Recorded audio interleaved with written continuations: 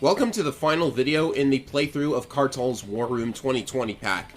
Unfortunately, I wish we could have gone out on a better note than this. These last two maps, they don't exactly do it for me, but I'm going to play through them and try my best anyways. First up is Eternal Snow, and if you can't guess why it's called that, maybe selecting Olaf will help you figure it out. So yeah, the gimmick of this map is that it is in permanent snow, kind of like Snowhounders was, but at least on that first turn of Snowhounders, you had free reign to move around until the snow took effect. Now it's just in permanent snow, and if I go into the CO menu and come back out, yeah, there's the snow tile set, and this is, you know, it's not exactly my favorite map for that reason, because the thing about snow is that in Advance Wars 2, snow, there's a reason you can only have snow for 1 or 2 turns at a time. If you make a map in permanent snow, then it really, really hurts. Like, I did this in Andy's Adventure for a couple of Olaf's maps, and it was probably not a good idea, because if you do not select Olaf for the snow map, then getting to this base, you know, it's just such a huge advantage to have that base that you've got to select Olaf. Like, this is what I was talking about earlier with that map that I used Eagle in. Like, the thing is, War Room maps are supposed to be accessible to all COs without one CO getting a stupid advantage over another. And by putting this map in permanent snow, you've given Olaf such an advantage. Which is why, in my opinion, that kind of tanks the playability of the map quite a bit. Neither of the enemy COs are Olaf, so, like, at least they don't have that same advantage. Like, if they did have that advantage, then you would have to select Olaf no matter what, because playing against Olaf in snow, like, unless you're Drake and can cause a bit of a rainstorm for a couple of turns, even then I think it's only the superpower that does that, so yeah, it would be very, very painful to play as anybody but Olaf against Olaf in a snowstorm, is what I'm saying. And I'm basically just filling the dead air until I can seize Sonya's HQ. The enemy COs are Grit and Sonya, and like, I don't really mind the fog. It doesn't give AI Sonya any particular advantage, to be honest. The one thing you've got to do is that you've got to get to this base and take it as quickly as possible. You don't want Sonya to take it, so you basically got to make a recon and get down there as quickly as possible. And, yeah, so as soon as I've got that HQ secured, then we can move on and just take Grit's HQ. Now I've actually got the base up here, so we can make units come out of it as well. See, for non-Olaf COs in the snow, these force and plain tiles, they just cost so much of your movement. Like, I don't think infantry can even get on the mountains, unless they are dropped there. So, just gonna move forward here.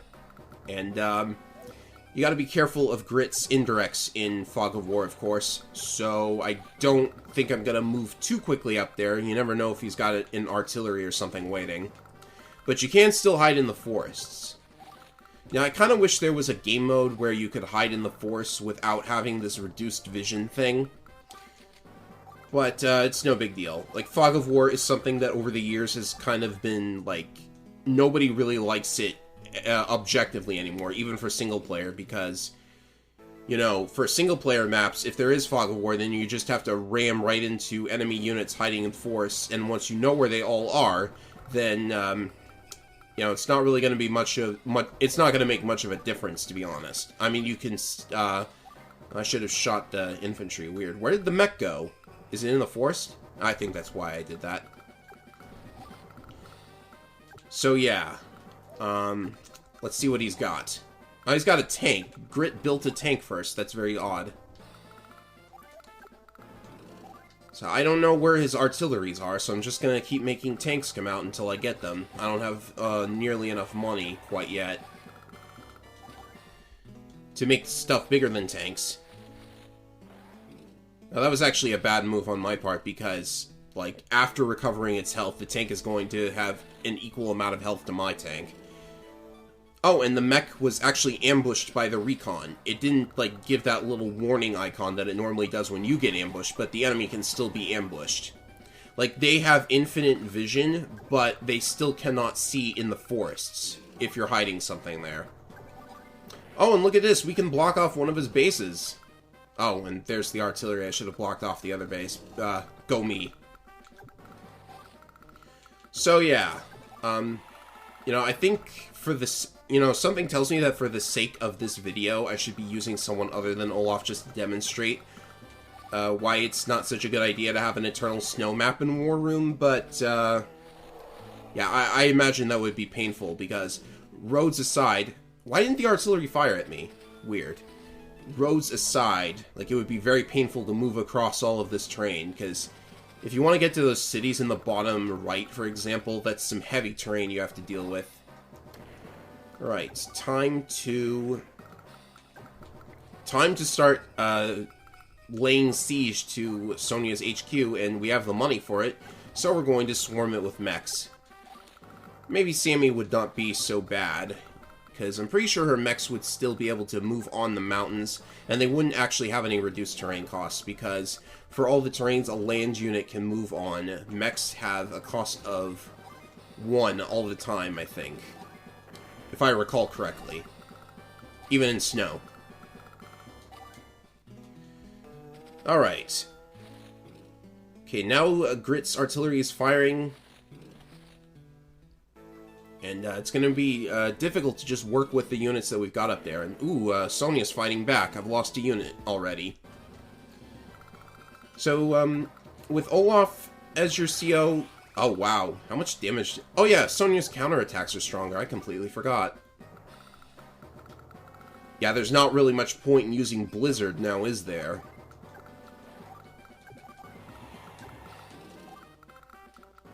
So, yeah, hopefully you can imagine why I think it was not such a good idea to make this permanent snow. I mean, you could try it for yourself if you wanted to see. But... that aside, the map is not, like, it's not horrible. I want to get that out there, too. This map doesn't look like it would be horrible if the snow were not there. Alright, just gotta keep trucking. Now it's kind of a slog, because we just have to, like, blow up all of their units that are coming out. We don't exactly have strong units yet, so it's, going to be a bit tricky to take on that HQ that Grit has there, especially with the artillery sitting in the forest. Yeah, I'm kind of losing units at the moment, so I should probably not be so reckless.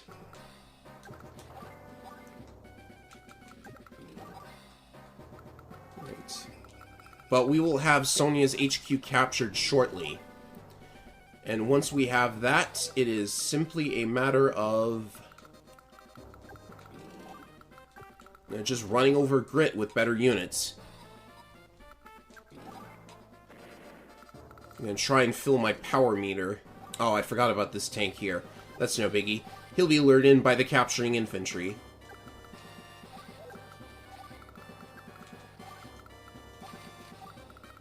And this infantry just has nowhere to go. It's all the way on the left. And he will be joined by another infantry because I want to ensure that my technique does not completely suck. I've lost 4 units. Oh boy. Time to start taking advantage of that AI quirk where you attack nothing but their infantry and it forces them to build nothing but infantry. What to do now? Could attack this infantry. I'm still not getting there. Well, we're almost overrunning her HQ.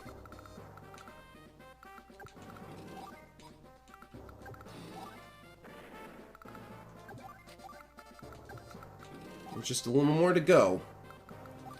This base probably could have been built like, well, it could have been placed next to the road as well, so that you can immediately get on the road. Like, I think it's possible to actually have a map with permanent snow in War Room. It's just you have to, like, make it so that the units can actually get around without having to deal with the planes. Or edit the terrain charts. I'm losing too many units, I swear. Well, at least I can actually build units, so it's not nearly... Oh, look, a rocket. Time to get in the blind spot. Lost another one. This isn't getting any better for me, but hey, I've got Winter Fury. So 2 damage to all units. Not as impactful because of how small the map is. But I can deal. At least it'll cost him money to repair them, because he'll be forced to repair them. Alright, we've basically got Sonia's HQ in the bag. There's absolutely nothing she can do now. So let's put our focus on the red units now.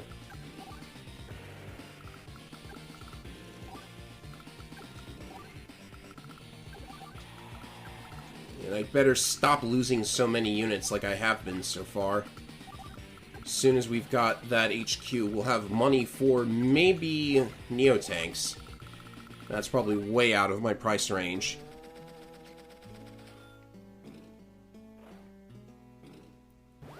Very odd choices for targets. But lucky me, I did not lose any units. I was expecting something to ironically cause me to lose a unit. I apologize. I was tempting fate, if you will. Alright, so Green Earth is out of the picture. Yeah, I'm pretty sure this is the only multiplayer War Room map in this ROM hack as well. Well, out of all of the new ones, because technically you could play, like, the other maps from vanilla Advance Wars, but no real reason for it. There's the artillery that's been bugging me this entire time. Both bases are blocked off, so we are pretty much in the clear now.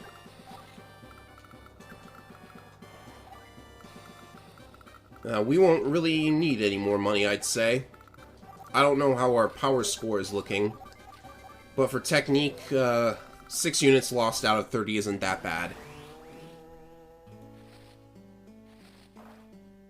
I just hope I can find all of the units and get rid of them before I take up too much time, but I suppose the more time I take up, the more time I have to secure the technique ranking.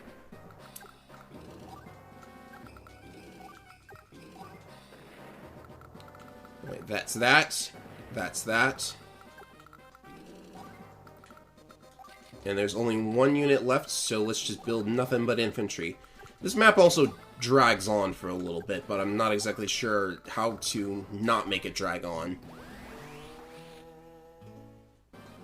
Like, it doesn't drag on too long. What day is it? 17? That's not horrible. That's not nearly as horrible as some other stuff. I should have built more units. Oops. Alright, 292 for an S rank is still, you know, that's still an S rank. Now, I'm sure that would take many, many more turns for non-Olaf COs. Because there's no roads near that enemy HQ, so getting up there would be painful, I think. Yeah, can't give that one a pass, unfortunately. So, the final map of this ROM hack, the final new map, is called Hyena Island. Well, it's certainly a laugh, I'll give it that. CO of choice is going to be Sensei. And the reason I'm selecting Sensei is for better battlecopters and +1 to transporters. You probably can imagine how I'm going to complete this map because it's pretty wide open. This is actually a pretty big, wide open plain. I like the shape of the map, the hyena head, but, like, just look at all this empty space. How is the enemy meant to kind of do anything, really? I mean, you'll see how this plays out. It's very obviously going to be one of those sneak HQ captures that Sammy and Sensei are so famous for. But power and technique are also parts of this equation, so we are also going to be capturing that base so that we can make units come out of it. Or I could change my mind and go straight for the HQ. Yeah, a battlecopter was built, so I'm not going to rush in right away. Pretty sure Sensei's copters trounce Eagle's copters every time. Right. Not gonna build anything, save up money for a bomber maybe. The copter's not moving in, which is alright. And that rocket, we can get up there. The HQ is right inside the blind spot. The copter is definitely going to try and attack the infantry now. Oh, why did I built, that's strange. I must have built an extra T-copter for some reason. Not really sure why I did that. Oh well, moving on. Now we can start getting some anti-airs out. Probably want some of those.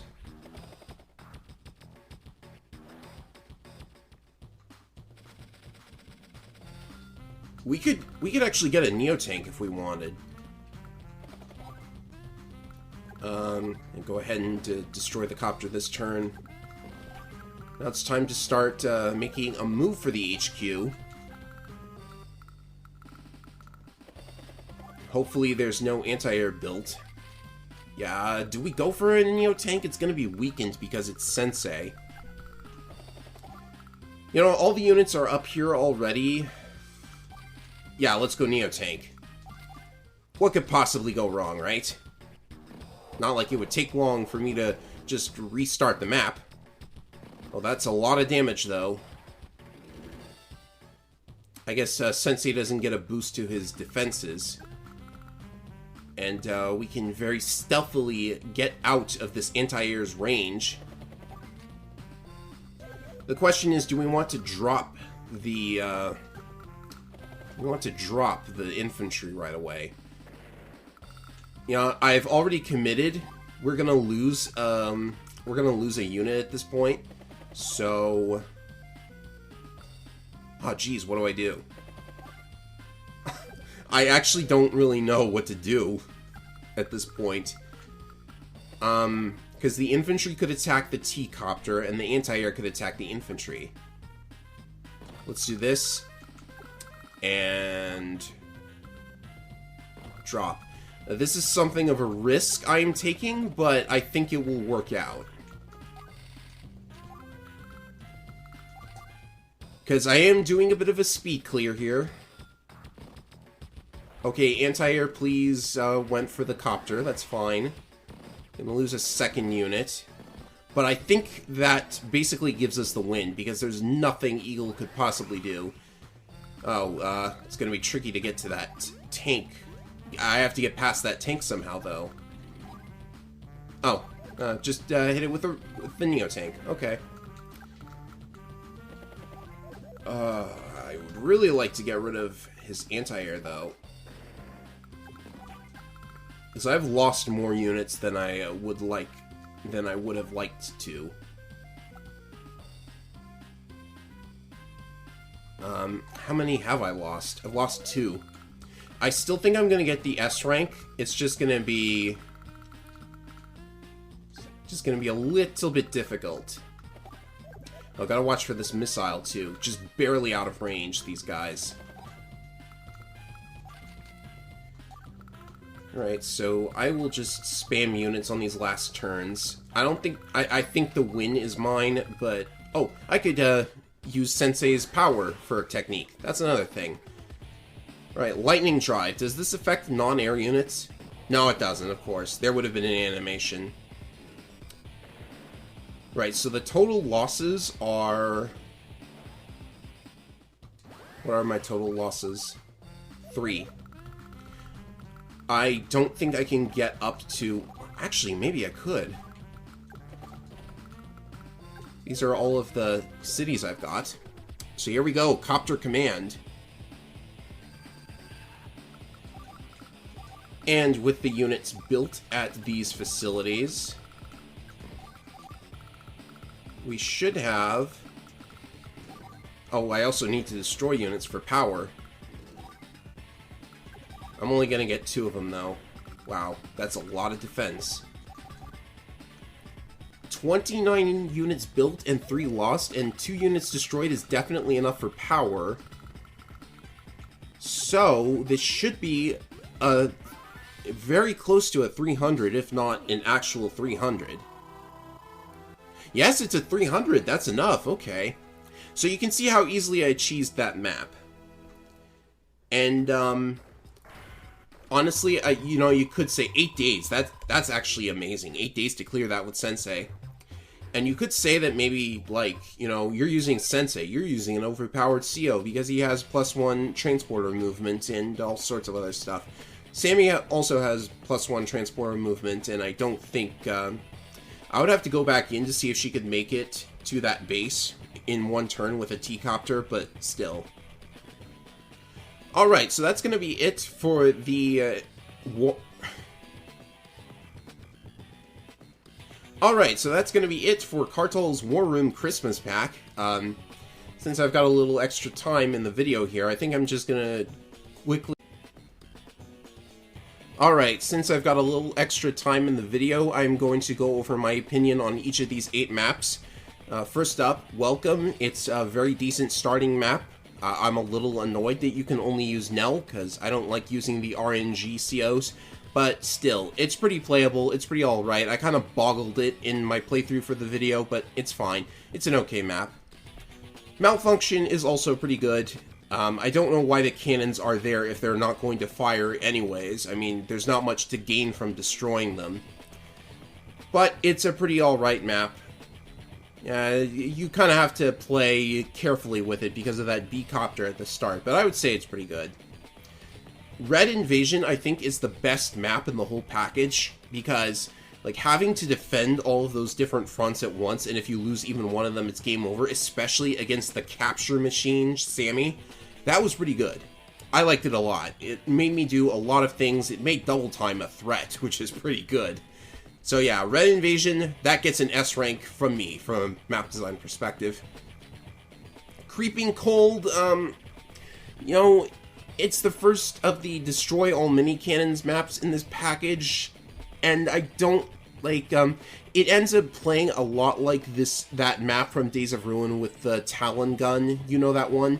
It kind of ends up playing a lot like that, where you just throw bombers at the targets and they're instantly destroyed because it's Eagle. And, you know, like I said in the video, I mean, I don't have to select Eagle, but it's such an advantage to select either Max or Eagle, because Eagle's got Lightning Strike, and Max can drop bombs on the minicannons to destroy them in one hit. Eagle does it too, but Eagle's got Lightning Strike, so, like, this is almost certainly an Eagle map. Then there is Sensei Flies Again. Nice little throwback to Days of Ruin. It played out pretty well, I think. I initially thought that you had to absolutely use Sturm in order to S-rank this, but I was completely wrong there. I used Hawk and did it alright, so I think any CO could S-rank this pretty reasonably. Pretty good map. Snowhounder was extremely difficult. Yeah, I thought Grit would be the way to go here, but I ended up having to use Canbay because, like, if I'm having such trouble with Grit, then I don't really see how anybody but Canbay or possibly Stern could handle this. Because the snow is permanent after day 1, again, like I said in this video today, you know, snow is something that didn't really work out in Advance Wars 2, which is why they changed it in DS. But, yeah, really difficult map. I think... You know, I think after playing through these maps, I think I've gotten the idea that Kartal is very good at designing campaign maps where you know which CO you're going to select. But for War Room maps, I think you're supposed to be able to select any CO for War Room maps. So if Kartal were to design a campaign in the future, I think he would handle it very well. So yeah, Snowhounder, very much too difficult. You almost have to select Canbay because the extra defense... makes it easier to get a better technique score. So yeah, not going to give that one a pass, unfortunately. And after that is Eternal Snow, which, again, it's permanently snowing from the start, and you have Fog of War.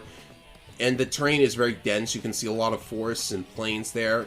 Like, if you're going to make a permanent snow map, like I said in the video today, you really want there to be a lot of roads and buildings. You don't want to have, like, these clumps of forest. Like, nobody's going to go into that northern clump of forest on the top of the map. I have no idea what that's doing there. And in snow, unless you are Olaf, no infantry unit can get onto a mountain. You have to use a mech, I think. Like, I don't remember that for sure. It's also very easy to just overrun Sonya with mechs.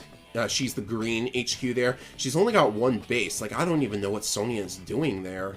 Like, why is there even a Green Earth base there? I don't know. It didn't really need to be. Well, there's only one Blue Moon base as well, so yeah. There's only one base per player, which means it's a slow to start map as well.